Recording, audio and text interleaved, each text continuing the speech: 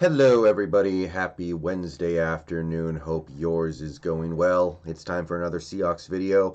I know right now most Seahawks fans have their mind on something a lot bigger than a midweek filler video on how one particular player on the team is playing, but I'm going to maintain my upload schedule anyway because, well, that's just how I do things. Real quick, we are at 1,850 subscribers to the YouTube channel. I want to give a shout out to the subscribers. And tip of the cap goes to the 20 channel members we are currently sitting on, especially elite channel member HaWKxXAsYLuM. Alright, so, Bobby Wagner. How is he doing 9 games into the season? Well, against the Rams, we did see a defense that did a few things at least a little bit better. We still embarrassed ourselves on a couple of third downs with ridiculous play calls that the Rams saw coming a mile away and easily exploited. We still allowed some long scoring drives. We still struggled to get pressure, but we were able, and there are a lot of caveats around this in my opinion, but we were able to limit the Rams to 23 points and under 400 yards. So the defense, I don't feel like it's turning a corner, but they do have something that if they play well tomorrow night, they can build on. And before I get into these numbers, I want to discuss why I'm doing the Wagner Watch. Because, first of all, if you take a look at the performance of the defense so far this year, you would probably conclude that it is impossible for anybody on this defense to be earning the money and investment we put into them. Bobby, KJ, Jamal Adams, Quandre Diggs, Jerron Reed, even Carlos Dunlap, if you want to throw him in there. Not that there's a huge investment there, but if you were to look at the way this defense has played through 9 games, you would come to the conclusion that, wow, all these guys are terrible. And as I said in my pregame video earlier today, you just can't tell me these players are the worst players in NFL history. You can't tell me that the talent assembled on this defense is the worst collection of defensive talent in NFL history. They're playing like it, but you can't tell me that as players they are that. So the purpose of things like Wagner Watch is to isolate one particular player to see, is that player the problem? Is this guy why we're not playing well? What portion of this defensive disaster does a player like Bobby Wagner own? And this is important because, as I keep telling people, I'm through getting on players. Yeah, there are a couple players on this team who definitely deserve a chunk of the blame for why this defense is so bad, but I'm done putting everything on the players. I want to start moving it to Carroll, Norton, and maybe to a certain extent Schneider, but mostly Carroll and Norton, because I really think they are far more responsible for this defense being terrible than any of the players are. And with that in mind, let's go ahead and take a look at what Bobby did on Sunday and how he's done through 9 games. And you'll see that in terms of his performance in isolation, there are problems, but I don't think you can put this on him. So let's go through it. Tackles, he's up to 87, which puts him pretty much exactly on pace for 150 plus, a little more than 150. That's fine. Sacks, he did not have a sack against Buffalo, but he's had 3 on the season, which is pretty good as far as 4-3 middle linebackers go. I have no problem if I think he's going to get a few more because he's going to keep blitzing this year, but this is fine. Missed tackles, he did not pick up a missed tackle against the Rams, which is good. He's still at 6, which is not good. That is on pace to be his worst season in terms of missed tackles since they started keeping track of the stat. His missed tackle percentage dropped to 6.5%, which is still too high for a guy who's supposed to be one of the best in the league, but it's trending in the right direction from last week anyway. Solo tackles. This is an interesting statistical anomaly. Bobby Wagner was credited with 7 solo tackles against the Rams. For the record, he was credited with 7 total tackles as well. So every tackle he made was marked down as a solo tackle, which is pretty rare, especially for him. He's become more of a pile jumper lately, so I like that for whatever that's worth. QB pressures, no new QB pressures. He's still at 9 for the season.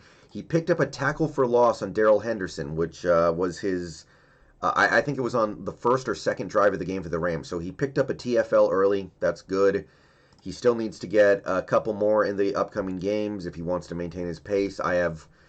He's close to his total from 2019, but I'm holding him to a little bit of a higher standard than that. I want to see more plays in the backfield. This defense doesn't need a guy who just does his job right now. This defense does need a guy who's going above and beyond to make plays. And the real big problem with Bobby's season so far through 9 games is right here, turnovers forced. 0 through 9 games. He hasn't recovered a fumble, hasn't forced a fumble, hasn't gotten a pick.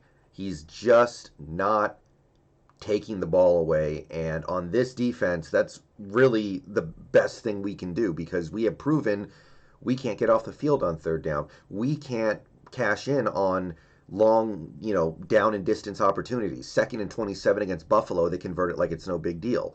So you need to take the ball away, period. And right now, Bobby's not doing that. This is the main reason why I say he's not playing up to the standard that his contract dictates.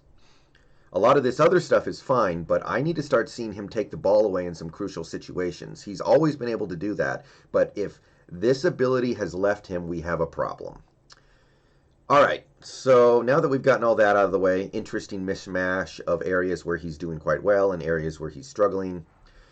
Let's move on to his coverage and see where we stand. So, we got a couple more, but we're going to get to coverage shortly here.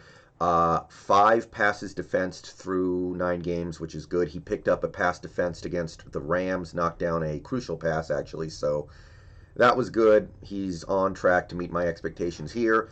Okay, run tackles. He picked up 6 run tackles against the Rams. One of those runs was a big gain. It was a 17-yarder to one of the Rams' 3 running backs. I think it was Henderson, but I'm not sure. But every other carry by a Rams running back that ended in a Bobby Wagner tackle was for a very short gain or no gain. So in terms of his overall run defense, he's still pretty much on track. He's got 50 run tackles through 9 games, 3.82 yards per carry allowed. So in this area, Bobby has improved a lot from last year. I like this. This is definitely a step in the right direction. Again, having a good run defense doesn't mean anything when you can't stop the pass, but that's not necessarily on Bobby. Or is it? We'll get to that in a moment here. But regardless, individually, Bobby is doing well.